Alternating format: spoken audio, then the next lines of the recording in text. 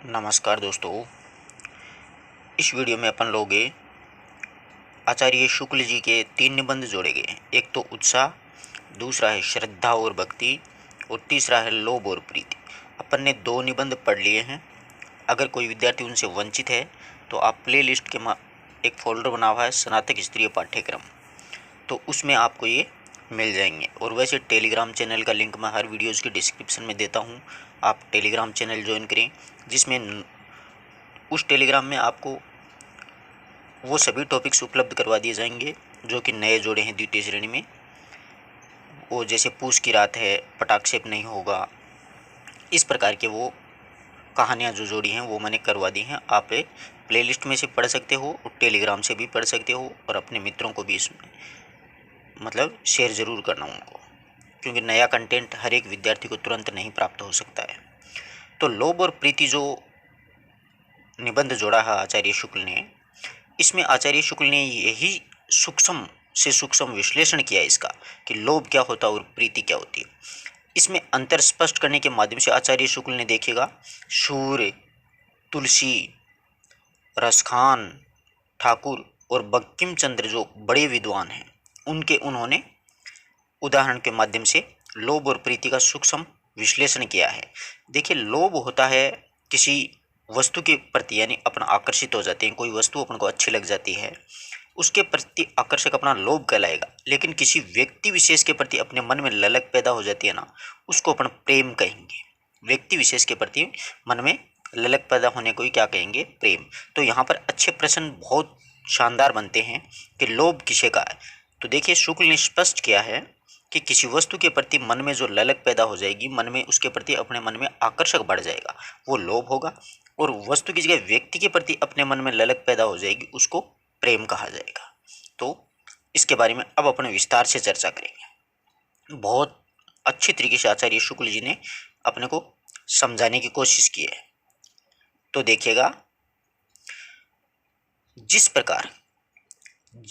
प्रकार का या फिर आनंद देने वाली वस्तु के संबंध में मन की ऐसी स्थिति को जिसमें उस वस्तु के अभाव की भावना होते ही प्राप्ति या फिर सानिध्य रक्षा की प्रबल इच्छा जग पड़े, तो वो लोभ हो जाएगा। यानी किसी वस्तु होगी और उस वस्तु के संबंध में अपने मन में ऐसी स्थिति पैदा हो जाएगी कि उस वस्तु का अभाव, अगर अपने मन में भावना पैदा हो जाएगी कि ये वस्तु मेरे पास नहीं है, उसको अपना प्राप्त करने के लिए या फिर उसको सानिध्य प्राप्त करने की प्रबल इच्छा मन में जागृत हो जाएगी, उसके प्रति अपना आकर्षक बढ़ जाएगा, वो क्या कहलाएगा? लोभ कहते हैं। दूसरे की वस्तु का लोभ करके उसे लोग लेना चाहते हैं, यानी दूसरी वस्तु भी अपन को अच्छी लग सकती है। अपनी वस्तु का लोभ करके उसे लोग देना या फिर नष्ट होने देना नहीं समझते हैं कि अपनी वस्तु ये कभी नष्ट नहीं हो जाए। प्राप्य या फिर प्राप्त सुख के अभाव या फिर अभाव कल्पना के बिना लोभ की अभिव्यक्ति नहीं हो सकती है। यानी प्राप्त जो सुख होता है उसका अभाव जब तक नहीं होगा तो वो लोभ नहीं माना जाएगा। वो अपने पास नहीं होगी तभी अपने मन में उसके प्रति लोभ होगा। अतः उसके सुखात्मक और दुखात्मक दोनों पक्ष हैं। जब लोभ अप्राप्य के लिए पैदा होता है, यानी ये अपन को प्राप्त नहीं हो सकती है, कभी कभी ऐसा हो जाता है ना कि ये वस्तु है अपने को प्राप्त नहीं हो सकती, परंतु फिर भी अपने मन में उसके प्रति लोभ पैदा हो जाता है। तब तो क्या है कि दुख स्पष्ट ही रहता है कि अपने सिर्फ मन महसूस कर रह जाते हैं, दुख ही कर सकते हैं। और प्राप्य के संबंध में दुख का अंग निहित रहता है, और प्राप्त वस्तु होती है ना, उसके संबंध में दुख होता है अपने से कि इस वस्तु को अपना प्राप्त कर सकते हैं, है ना।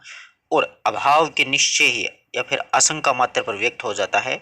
कोई सुखद वस्तु पास में रहने पर भी, कोई अच्छी वस्तु अपने मान लो पास में रहे तो भी अगर अपने मन में पास में रहे तो मन में इच्छा का बीज रहता है कि इसका अभाव ना हो। यानी कोई अच्छी वस्तु अपने पास में हो तो अपने मन में यही रहता है कि ये कभी अपने से दूर ना हो जाए। पर अभाव का जब तक ध्यान नहीं होता है तब तक वह वासना का पता ही नहीं चलता है। अभाव का जब तक ध्यान ही नहीं होता है कि इस वस्तु को खो जाने से क्या कमी महसूस होगी, तब तक अपन वासना का कहीं पता नहीं होता है।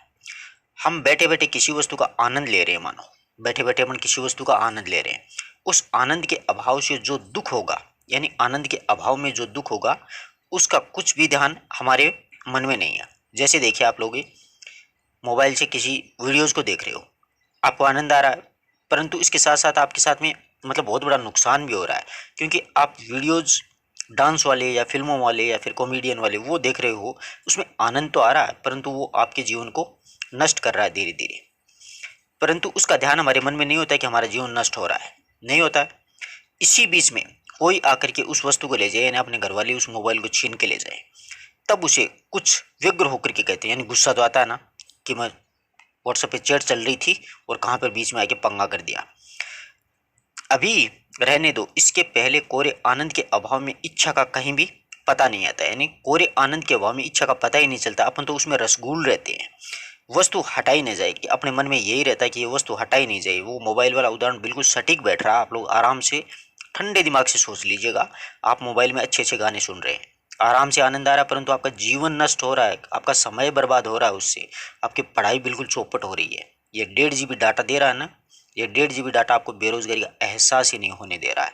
तो वही वाली बात यहाँ पर है, वो अपने से वस्तु छीन लेगा, यानी मोबाइल छीन लेगा, तो अपने दिमाग में आएगा, अपन व्यग्र हो जाएंगे। और पहले तो क्या है कि आनंद के अभाव में इच्छा का पता ही नहीं चलता है कि अपने साथ हो क्या रहा, अपन तो उसमें मजे में है। विशिष्ट वस्तु या व्यक्ति के प्रति होने वाला लोभ वह सात्विक रूप प्राप्त करता है। किसी विशिष्ट वस्तु होती है अच्छी, या फिर कोई व्यक्ति ऐसा हो जाता है लाइफ में कि उससे होने वाला लोभ वह सात्विक रूप प्राप्त करता है, और जिसे प्रीति या प्रेम कहते हैं, यानी व्यक्ति विशेष से अपने को लगाव हो जाता है ना, वो प्रेम होता है। जहाँ पर लोभ सामान्य या फिर जाति के प्रति, यानी लोभ सामान्य भी हो सकता है और जाति के प्रति भी अपने मन में हो सकता है। जब लोभ सामान्य या फिर जाति के प्रति होता है, वहाँ वह लोभ ही रहता है ना। जाति के प्रति होता है ना कई बार, जहाँ पर किसी जाति के एक विशेष व्यक्ति के प्रति वो हो जाता है ना, वहाँ पर रुचि या प्रीति का पद प्राप्त कर लेता है। यानी पूरी जाति के प्रति होगा तो वो लोभ में तब्दील हो जाएगा। अगर एक व्यक्ति के प्रति अपना मन आकर्षित हो जाएगा तो वो क्या हो जाएगा, अपनी रुचि हो जाएगी, उस आदमी से बात करना, उसके साथ बैठना, हंसना, बोलना, खेलना अच्छा लगता है, समझ रहे होंगे। वो लव स्टोरी वाली बात होती है, वो प्रीति का पद प्राप्त कर लेता है, यानी उससे अपना मन से मन मिल जाता है, आत्मा मिल जाती है। अपन कुछ भी बोलते हैं, कुछ भी बात करते हैं तो उसके सामने मतलब मुंह से कुछ भी निकले, अपने कोई मतलब फर्क नहीं पड़ता है, सामने वाला भी उसका कोई गलत जवाब या गलत अर्थ नहीं निकालता है, ना कोई गलत सोचता अपने बारे में कि इसने ऐसी बात क्यों कही थी। होता है ना ऐसा, ये बात है। तो देखिए, लोभ सामान्य उन्मुख होता है। लोभ कैसा होता है, सामान्य, और प्रेम विशेष के प्रति होता है। ये बहुत बड़ी बात कह दी है शुक्ल जी ने। प्रेम एक से होता है, वैसे तो हजारों लोग टकराते हैं इस दुनिया में, परंतु सभी से तो प्रेम होगा नहीं, सभी के सामने तो अपन अपने मन की बात रखेंगे नहीं, एक के सामने ही रखते हैं। और पता नहीं क्यों ऐसा लगता है उस वक्त इंसान को कि हाँ ये मेरे लिए बिल्कुल ठीक है, चाहे वो उसके साथ धोखा कर ले भले ही बाद में, लेकिन उस समय जब मतलब एक दूसरे की विचार मिल जाते हैं ना पहली दफा, उस समय वो एक विशेष हो जाता है अपनी लाइफ में। होता है, सभी की लाइफ में होता है, कोई बात नहीं। कहीं कोई अच्छी चीज सुन करके दौड़ पड़ना लोभ है। अब अगर अपन सोच लेते हैं कि वहां पर अच्छी चीज मिल रही है तो उसके प्रति अपन भागते हैं वो देखने के लिए या प्राप्त करने के लिए, तो वो अपने मन में एक लोभ होगा। सुना है, अभी तक उसको देखा ही नहीं है, तो वो लोभ हो गया। किसी विशेष वस्तु पर इस प्रकार से मुग्ध रहना कि उससे कितनी अच्छी अच्छी वस्तुएं उसके सामने आने पर भी विशेष जो वस्तु है उससे प्रकृति न हटे, वह रुचि होती है। समझ गए होंगे बात को। हजारों लोग मिलते हैं दुनिया में, कोई दिक्कत नहीं है, लेकिन कोई एक विशेष आदमी अपने को दिख जाए, कोई एक विशेष चीज अपने को दिख जाए, उसके प्रति अपने मन में रुचि हटे नहीं, दिलो दिमाग में वही वही छाई रहे, है ना। तो किसी स्त्री या फिर पुरुष का, यहाँ पर शुक्ल जी भी अंत में आना वहीं पे पड़ा उनको भी, किसी स्त्री या पुरुष के रूप की प्रशंसा करने वाला पहला भाव तो लोभ का ही होगा। पहले तो अपन उसका चेहरा देखते, रमणी का नायक होता है, नायिका का चेहरा देखता है, उस पर मुग्ध होता है, ठीक है। उसके हृदय में मतलब प्रेम के भाव जागृत होते हैं, तो उसके प्रति क्या हुआ कि वो लोभ हुआ पहले शुरू में। फिर क्या होगा, किसी को हमने बहुत सुंदर देखा और लुभा गए, कोई उससे भी ज्यादा सुंदर और उसके प्रति अपन पूरी तरह से आकर्षित हो गए, समर्पित हो गए। उसके पीछे कोई दूसरा उससे भी सुंदर देखा, उस पर भी अपन लुभा गए। आजकल तो प्रेमी ऐसे ही होते हैं, एक मिली दूसरी मिली तीसरी, और ऐसे ही मतलब नायिकाएं होती हैं। तो जब तक प्रवृत्ति का वे विचार रहेगा तब तक हम रूपलोभी माने जाएंगे, यानी एक को छोड़ के दूसरी, दूसरी छोड़ के तीसरी, ये वाला सिचुएशन अगर चलती रही ना लाइफ में, तो अब तो रूप के लोभी हो गए। पहली मिली, दिल भर गया, बात खत्म, तू जा, कोई और आएगी, तू नहीं तो कोई और सी, और नहीं तो कोई और सी, और नहीं तो कोई और सी। सीधी सी भाषा की बात यही है, आजकल का प्रेम है वो इसी प्रकार का चल रहा है। तो अपन रूपलोभी हो गए, ऐसा नहीं होना चाहिए आदमी को। जब हमारा लोभ किसी एक ही व्यक्ति पर स्थिर हो जाएगा ना, और हमारी जो वृत्ति है एकनिष्ठ हो जाएगी, हमारा जो चित्त, वृत्ति का मतलब हमारा चित्त मन एकनिष्ठ हो जाएगा, तब हम प्रेमी कहे जाने के अधिकारी होंगे। एक पर ही अटूट रहना, चाहे वो कैसी भी हो। कहते हैं ना कि दिल गदी पे आ गया तो प्री क्या चीज है, वो वाली बात है। तो तब हम प्रेमी के अधिकारी होंगे। और ये जो उपाधि है वो हर एक को नहीं मिल सकती, क्योंकि ऊपर जो शुक्ल जी ने कहा ना, एक को छोड़ करके दूसरी तीसरी मिली, वहां पर स्थिति डावाडोल हो गई है आजकल के लोगों की। तो ये होना चाहिए, एक पर ही रहना चाहिए। जैसे यहाँ पर आप पॉजिटिव सोचिएगा, प्रेम से बाहर निकलिएगा, 3 वैकेंसी है, 3rd ग्रेड है, 2nd ग्रेड है, 1st ग्रेड है, तीनों आपके सामने। अब इच्छा हो रही है यार रीट में हो जाए तो बहुत ही बढ़िया है, पीछा छूटे इससे, नहीं यार 2nd अच्छी है, और यार 1st में तो और भी ज्यादा सीट है। तो अपन रूप लोभी हो गए बेटा। अब रूप लोभी हो गए तो कोई मतलब नहीं है। अब यहाँ पर एक ही जो व्यक्ति पर स्थिर हो जाए, यानी एक ही व्यक्ति, एक ही वस्तु, एक ही वैकेंसी पर स्थिर हो जाओ भैया, ये सुन लो। इनमें से चाहे तो रीड को पकड़ लो, चाहे 2nd को पकड़ लो, चाहे 1st को पकड़ लो, एक ही पकड़ना। तीनों नावों में अगर पांव रखा तो नैया डूबेगी, ये पक्का है। आपको बुरा लगा होगा कि मैं आपको ऐसा क्यों बोल रहा हूं, जबकि ये कटु सत्य है। एक को ही पकड़ना, ठीक है। और उस आकर्षित मत होना कभी भी कि वे रीट में 47,000 सीटों का नाम देख लिया कि नहीं नहीं नहीं 2nd छोड़ के रीट की तरफ आ गया, नहीं नहीं रीट नहीं है, 1st ही ठीक रहेगी, ऐसे घूमते फिरे ना तो एक भी नहीं मिलनी है। रूप लोभी बनना ही नहीं है, सिर्फ प्रेमी का अधिकारी बनना है। और ये सोचो कि मुझे 2nd ग्रेड या 1st ग्रेड से प्रेम हो गया है, मैं प्रेमी का अधिकारी हो गया। यहाँ पर आशिक बनना पड़ेगा आपको। दिन रात सुबह शाम धूप छां जो भी आए लाइफ में, जीवन में, माँ बाप कुछ कहें, बीवी बच्चे कुछ कहें, रिश्तेदार कुछ कहें, बस पड़े रहो पीछे बुरी तरह। चाहे आपकी शक्ल इतनी भूंडी हो जाएगी लोग देखना भी पसंद ना करे, कोई बात नहीं है। 10-10 दिन ना हो तो भी चलेगा, खाना नहीं खाया तो भी चलेगा, बस पढ़ते रहो रात दिन। तो आपको प्रेमी बनना है। और शपथ ग्रहण करो ईमानदारी से कि हाँ सर इसी बात का हम भी शपथ करते हैं कि एक ही चीज़ की तैयारी करेंगे, अच्छे से करेंगे, तब बड़ा मजा आएगा, है ना।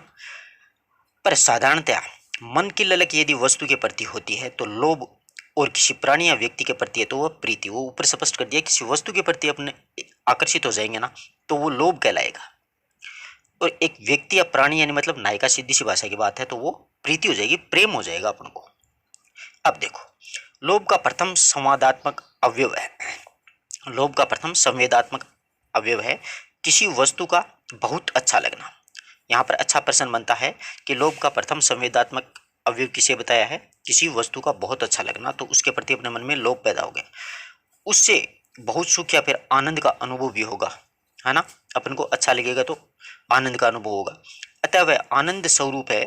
और इसी से किसी अच्छी वस्तु को देख करके लुभा जाना कहा जाएगा, यानी किसी अच्छी वस्तु को देख करके अपन लुभा जाएंगे उसके प्रति। पर केवल इस अवस्था में लोभ की पूरी अभिव्यक्ति नहीं होती, यानी लोभ पूरी तरह से अपन लोभी नहीं बने हैं। कोई वस्तु हमें बहुत अच्छी लगी, कोई भी वस्तु हमें बहुत अच्छी लगी, किसी वस्तु से हमें बहुत सुख या फिर आनंद मिला, इतने ही पर दुनिया में यह नहीं कहा जा सकता कि हमने लोभ किया। कोई वस्तु मान लो अच्छी लगी, उसमें अपन को आनंद आया, तो अपन लोभी नहीं कहे जाएंगे। जब संवेदात्मक अवयव के साथ इच्छात्मक अवयव का संयोग हो, यानी संवेदों के साथ साथ अपनी इच्छाएं भी होनी चाहिए, अर्थात जब उस वस्तु को प्राप्त करने की, दूर न करने की, नष्ट न होने की इच्छा प्रकट होगी, तभी हमारा लोभ लोगों को खलेगा। मतलब कोई वस्तु अपन को प्राप्त हुई, उस वस्तु से अपन दूर नहीं जाना चाहते हैं, इस वस्तु को अपन नष्ट नहीं होने देना चाहते हैं। इस प्रकार की इच्छाएं जब हमारे मन में पैदा होने लगेंगी तो लोभ है हमारा वो लोगों के सामने खुलेगा कि हाँ यार ये व्यक्ति इस वस्तु के प्रति लोभी हो गया।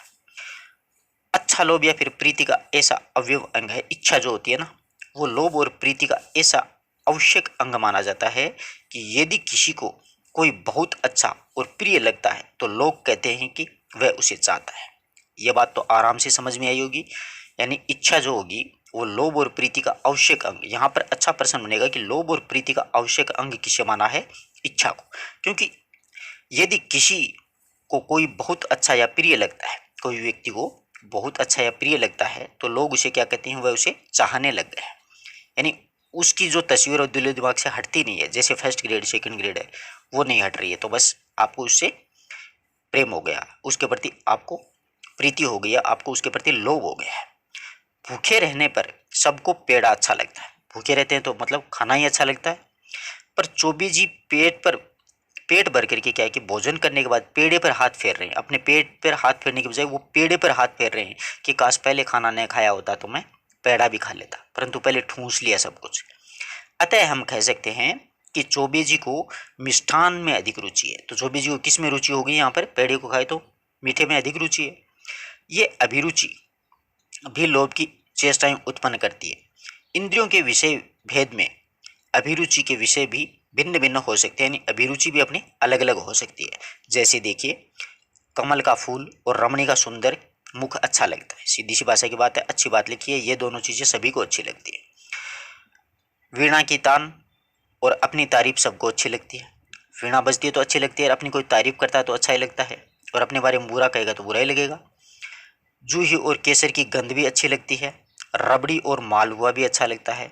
मुलायम गद्दा अच्छा लगता है। ये सब वस्तुएं तो आपको आनंद देती हैं। इन सभी वस्तुओं में आपको क्या मिलता है? आनंद आता है।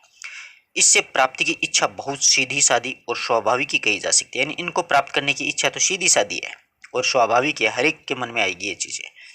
पर इससे इन सब वस्तुओं की प्राप्ति सुलभ होती है। उसमें चाहे आनंद देने वाली स्वतः कोई बात ना हो, पर उसकी प्राप्ति की इच्छा होती है, उसका लोभ होता है। और रुपये के रूप में रसगंध की आदि में भी कोई आकर्षण नहीं होता है, यानी रुपये का लोभ होता है, रुपये के रूप में होता है। रस और गंध आदि में भी आकर्षण नहीं होता है। पर जिस वेग से मनुष्य उस पर टूटते हैं, उस वेग से भौरे कमल पर और कोवे मांस पर भी नहीं टूटते। यानी इन चीजों को प्राप्त करने के लिए व्यक्ति जैसे टूट पड़ता है प्राप्त करने के लिए, तो उस प्रकार भौरे भी कमल पर नहीं टूटते हैं, ना ही कौवे टूटते हैं। यहाँ तक कि लोभी शब्द में से साधारणतः रुपये पैसे का लोभ धन का लोभी समझा जाता है, यानी रुपये पैसे का लोभी होगा वो धन का लोभी होगा। एक धातुखंड के गर्भ में कितने प्रकार के सुख और आनंद मनुष्य समझता है, पर यह है समझ इतनी पुरानी पड़ गई, यानी ये समझ बहुत ही पुरानी हो गई है कि उसकी ओर हमारा ध्यान अब प्राप्य नहीं रहता है। धन संचय करने से बहुतों का लक्ष्य धन ही रहता है, यानी धन संचय करने से बहुतों का लक्ष्य ये रहता है कि धन प्राप्त करूं, और उससे सुख प्राप्य सुख नहीं, यानी धन से सुख प्राप्त नहीं हो सकता इंसान का। वे बड़े बड़े सुख के बदले में या फिर कठिन से कठिन कष्ट निवारण के लिए थोड़ा सा धन अलग करना नहीं चाहते, उसके लिए साधन ही साध्य हो जाता है। यानी साधन जो होता है उसी को वो क्या मान लेते हैं? साध्य मान लेते हैं कि पैसा पड़ा है तो बहुत है, कोई दिक्कत ही नहीं है। स्थिति भेद से प्रिय या फिर अच्छी लगने वाली वस्तु के संबंध में इच्छा दो प्रकार की होती है। एक तो प्राप्ति या फिर सानिध्य की इच्छा होती है, और दूसरी उसमें होती है उसको प्राप्त करते या फिर नष्ट न होने की इच्छा, यानी अपन को प्राप्त तो कर ली परंतु अभी अपन से अलग न हो जाए, वो सबसे बड़ी अपने लिए समस्या हो जाती है। तो इसको अब देखिए शुक्ल जी किस प्रकार से समझाते हैं, बहुत मार्मिक ढंग से समझाया है। तो देखिए, प्राप्ति या फिर सानिध्य की इच्छा के दो भेद हो सकते हैं। एक तो होता है इतने संपर्क की इच्छा जितनी और किसी की ना हो, यानी उसको उसके संपर्क में रहे अपन ज्यादा से ज्यादा, उससे दूरी ना हो जाए अपनी, और इतने संपर्क की इच्छा जितनी सबको या फिर बहुत से लोग एक साथ रख सकते हैं।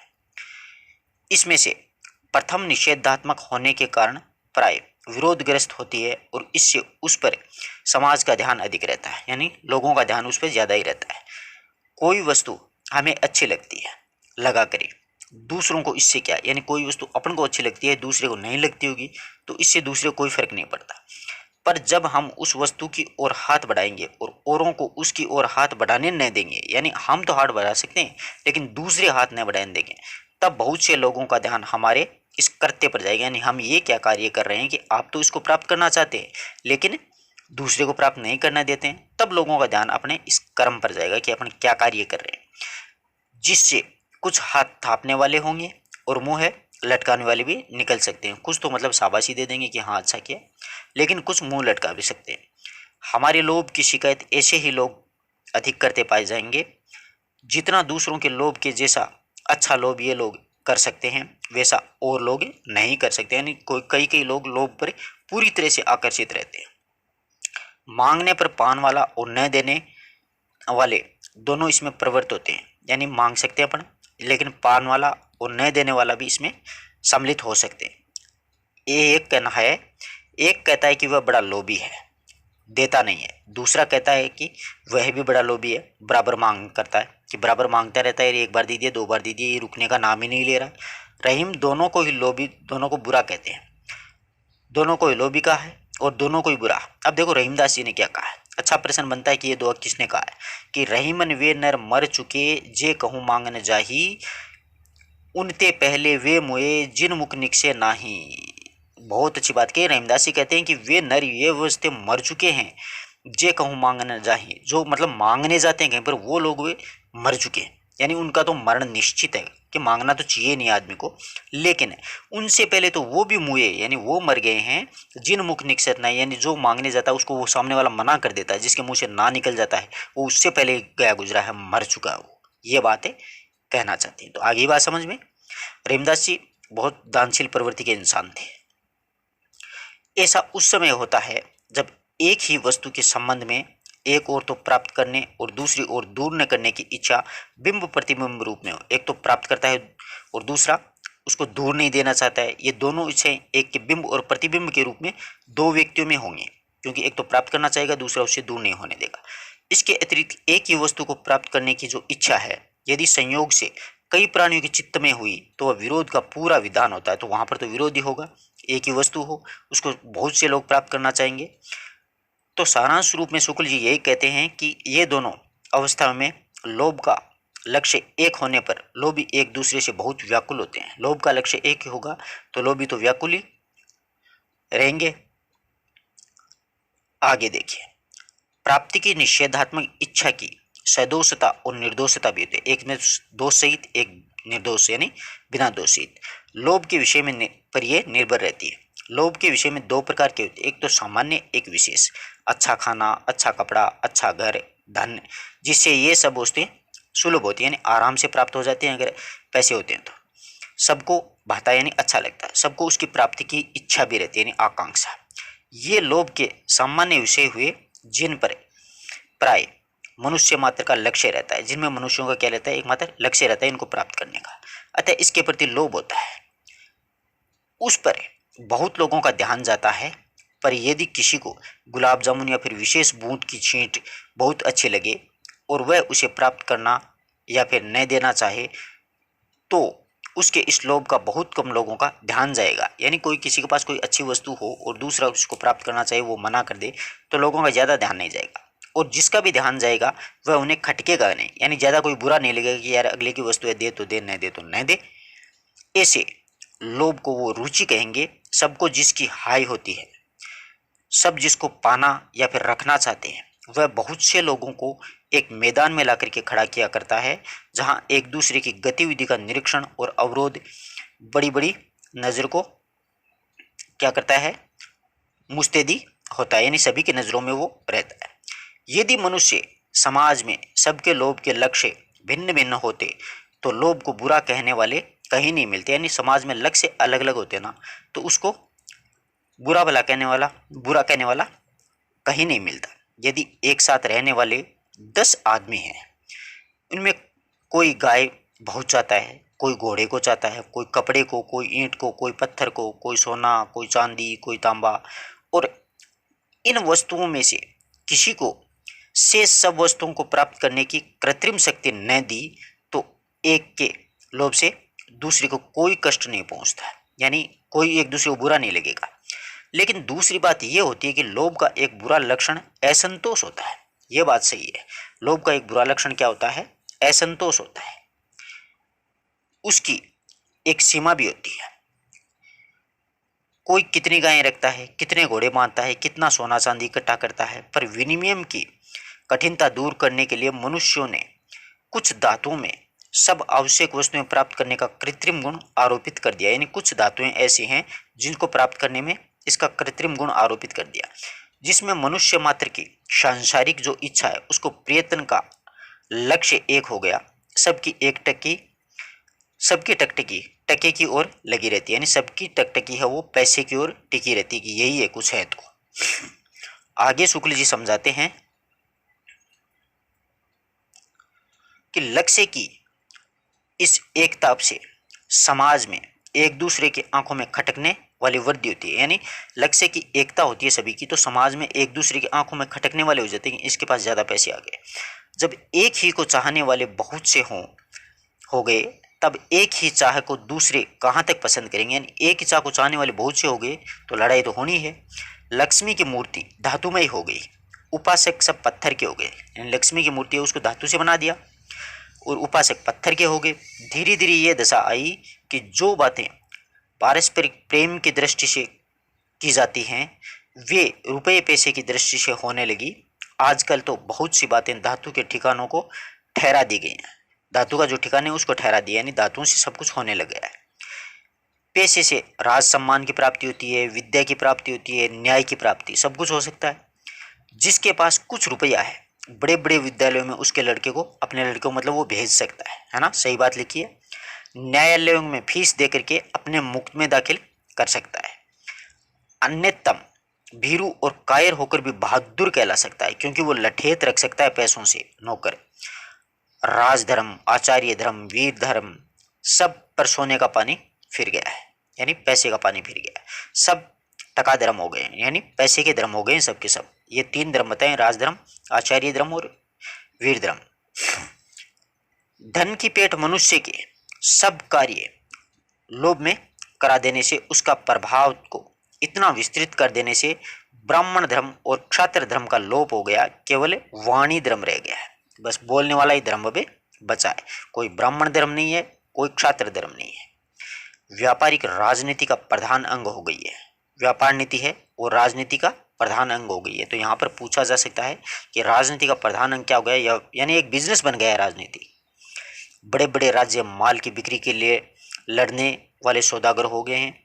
जिसमें क्षात्र धर्म की प्रतिष्ठा थी, एक राज्य दूसरे राज्य पर कभी विजय कीर्ति की कामना से डंके की चोट पर चढ़ाई करता था, अब सदा एक दूसरे देशों का चुपचाप दबे पांव धन हरण करने की ताक में लगा रहता है। यानी हर एक देश आज ये सोचता है कि पैसा इकट्ठे कर लें, अपनी शक्ति को बढ़ावा दें बस।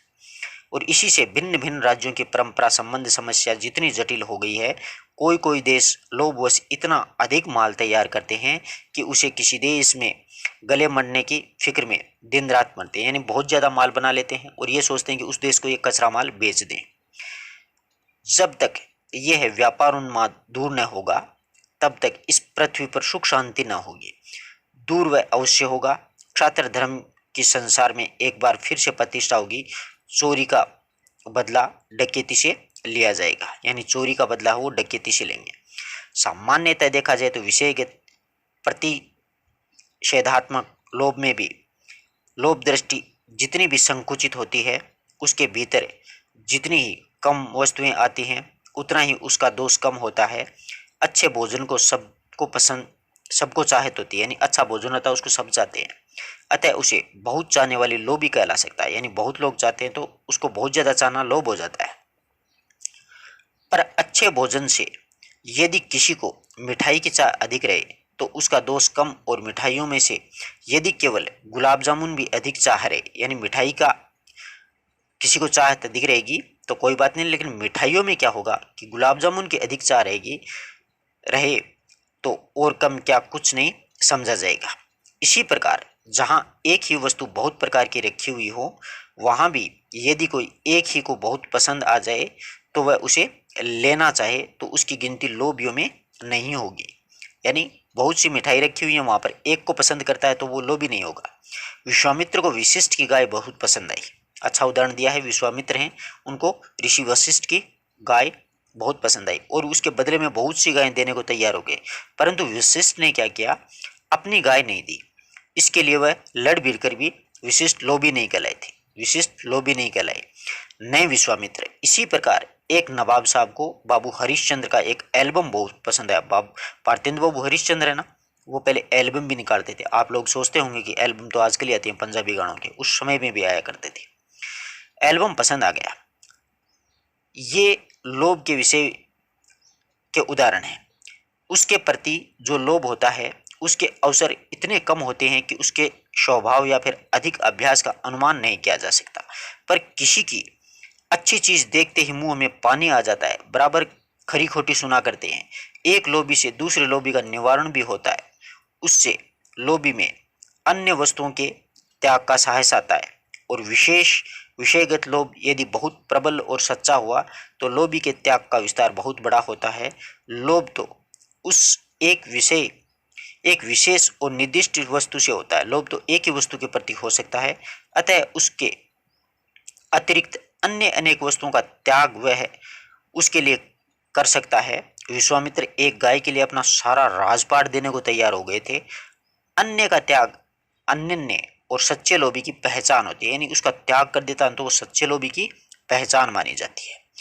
जहां तक तो यहाँ तक तो प्राप्ति की प्रतिषेधात्मक इच्छा वाले लोभ की बात हुई है, प्रतिषेधात्मक, जिसका प्राय विरोधी होता है इन चीजों का।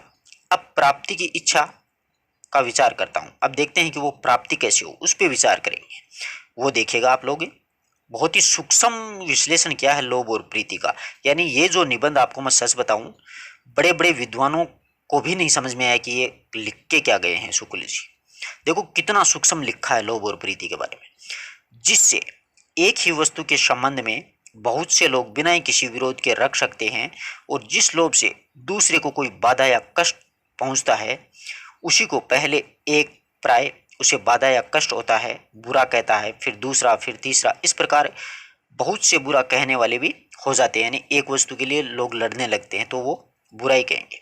सारांश ये कहा जाता है कि जो लोग दूसरे की सुख शांति या फिर स्वच्छंदता में बाधक होते हैं, अधिकतर वही निंदे समझे जाते हैं, वो निंदनीय है, यानी उनकी निंदा होती है। उपवन की शोभा सबको लुभाती है ना, बाग की शोभा। यदि कोई नित्य किसी के बगीचे में जाकर टहल करे तो उसका क्या जाता है। यदि हम किसी वस्तु पर लुभा करके उसे उतना ही संपर्क में रखना चाहते हैं कि जितना सब लोग एक साथ रख सकते हैं, तो हमारा लोभ किसी की आंखों में खटक नहीं सकता। यानी दूसरे भी रख सकते हैं, अपन भी रख सकते हैं। बगीचे को आंखों से एक साथ बहुत से लोग देख तो सकते हैं, परंतु उसके फल नहीं खा सकते। अपन देख तो सकते हैं बगीचे को, लेकिन फल प्राप्ति नहीं होगी। जहां देखने का दाम लगता है या फिर कुछ आदमियों को देखना बिना बंद किए देखा नहीं जा सकता, वहां दृष्टि संपर्क की इच्छा भी मुश्किल में डाल देती है। यानी दृष्टि भी नहीं उठा सकते अपन, नजर भी नहीं उठा सकते। पर जहां पर एक इच्छा दूसरे की इच्छा का बाधक न होकर के साधक होती है, वहां एक वस्तु का लोभ रखने वाले बहुत से लोग बड़े सद्भाव के साथ रहते हैं, लेकिन रहते हैं लुटेरे या फिर डाकू। इसी प्रकार के दलबद्ध होकर के काम करते हैं। लुटेरे और डाकू होते हैं ना, वो एक साथ ही टूट पड़ते हैं। किसी को कोई स्थान बहुत प्रिय होता है, यानी कोई जगह अच्छी लगती है, और वह यानी और कष्ट उठा करके भी वहां से नहीं जाना चाहता। हम कह सकते हैं कि वे उस स्थान का पूरा लोभ है, यानी उस स्थान को का वो लोभी हो गया है, उसको वो स्थान बहुत अच्छा लगता है। जन्मभूमि का प्रेम, स्वदेश प्रेम कोरी बकवाद या फिर फैशन के लिए गढ़ा हुआ शब्द है। लोग कहते हैं ना जन्मभूमि का प्रेम, स्वदेश का प्रेम, ये कहते हैं कि फालतू की बकवास, यानी फैशन के लिए गढ़ा हुआ शब्द है। यदि किसी को अपने देश से प्रेम है तो उसे अपने देश के मनुष्य, पशु पक्षी, लता गुल्म, पेड़ पर्वत, वन, नदी, झरने, सबसे प्रेम होना चाहिए। हाँ ना, बात तो सही कही है। सबको ये चाहे बड़ी दृष्टि से देखेगा या रखेगा, सबके प्रति अच्छे भाव रखेगा, सबकी शुद्ध करके वह विदेश में आंसू बहाएगा। यानी इन सबको याद करके, नदी पहाड़ झरनों, उनको याद करके भी वो रोने लग जाएगा। जो यह भी नहीं जानते कि कोयल कोयल किस चिड़िया का नाम है, जो यह भी नहीं सुनते कि चातक कहाँ चिल्लाया, यानी जिन लोगों को ये तक पता नहीं है कि कोयल किस चिड़िया का नाम है, चातक कहाँ पर चिल्लाया है, जो आंख भर ये भी नहीं देखते कि आम प्रणय सौरभपूर्ण मंजरियों से लदे हुए हैं, जो यह भी नहीं जानते कि किसानों के झोंपड़े के भीतर क्या हो रहा है, वे यदि 10 बने ठने मित्रों के बीच में भारतवासी और औसतन आमदनी का पता बता करके देश प्रेम का दावा करें, तो उसे पूछना चाहिए कि भाइयों, बिना परिचय का ये प्रेम कैसा है। कि ऐसा ही करते हैं लोग, उनको हकीकत देश की स्थिति का पता ही नहीं होता है। किसान के झोंपड़े के बारे में ये उदाहरण अच्छे दिए हैं, और वो देश प्रेम के लिए कहते हैं। तो उनसे पूछना चाहिए कि भाइयों, बिना परिचय ये है प्रेम कैसा है। यानी तुम्हें देश के बारे में पता ही नहीं तो प्रेम कैसा हुआ। जिसके सुख दुख में तुम कभी साथी न हुए, उन्हें तुम सुखी देखना चाहते हो कि किसानों को, गरीबों को, दलितों को आपने कभी साथी नहीं बने उनके सुख दुख में, तो उनको आप सुखी कैसे देख सकते हो। ये समझते ही नहीं बनता है। उनसे कोसों दूर बैठे बैठे, पड़े पड़े या तो खड़े खड़े तुम विलायती बोली में अर्थशास्त्र की दुहाई दिया करो, पर प्रेम का नाम उसके साथ न घसीटो। यानी उनसे प्रेम है ये मत कहो, आपको उनसे कोई प्रेम नहीं है। प्रेम हिसाब किताब की बात नहीं है। हिसाब किताब करने वाले भाड़े पर भी मिल सकते हैं, पर प्रेम करने वाले नहीं मिलते। यानी हिसाब किताब करने वाले आपको भाड़े पर मिल जाएंगे, किराए पर, लेकिन प्रेम करने वाला कोई भाड़े पर नहीं मिलेगा। हिसाब किताब से देश की दशा का ज्ञान मात्र हो सकता है। हिसाब किताब से अपन देश की दशा की स्थिति को जान सकते हैं। हित चिंतित को हित साधक की प्रवृत्ति इस ज्ञान से भिन्न है। वह मन के वेग पर निर्भर है, उसका संबंध लोभ या प्रेम से है, जिसके बिना आवश्यक त्याग या फिर उत्साह हो ही नहीं सकता। जिसे ब्रज की भूमि से प्रेम होगा वह इस प्रकार का होगा। यहाँ पर रसकान का उदाहरण दिया है। नैन सो रसकान बसे ब्रज के बन बाग तड़ाग निहारू कोतक के कलधोत के दाम करील के कुंज के ऊपर वारू। कितना अच्छा सवैया लिखा है रसकान ने कि अगर मैं मेरे आंखों से ब्रज प्रदेश के वन बाग और तड़ाग तालाब देखूंगा तो उन पर केतिक करोड़ों कलधोत सोने चांदी के धाम, सोने चांदी के महल, इन करील के कुंजन के ऊपर वालों यानी कांटे की झाड़ियों के ऊपर मैं न्योछावर करने के तैयार हूं अगर मुझे ब्रज प्रदेश के वन बाग और तालाब देखने को मिल जाएंगे तो। ये होता है प्रेम।